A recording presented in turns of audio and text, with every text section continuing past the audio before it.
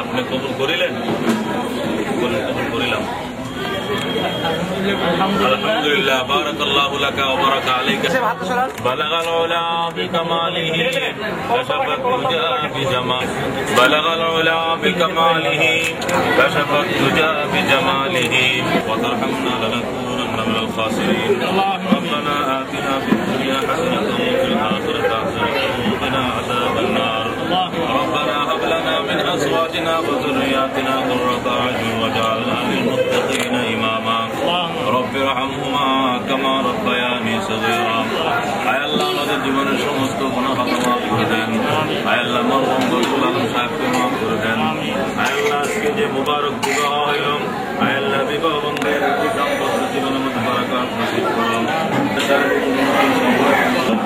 আয় আল্লাহ মেহেরবানি করে তুমি মাফ করে দাও। আল্লাহ তুমি মেহরবানি করে মাফ করে দাও। আয় আল্লাহ আমাদের পক্ষ থেকে কোটি কোটি মুসিবতের দিনে তোমার হাবিবের শাফাত আমাদের ভাগ্যে নসিব করিও। বিজুতি সুবহান রাব্বিকা রাব্বিল ইজ্জাতি আম্মা ইয়াসিফুন ওয়া সালামুন আলাল মুরসালিন।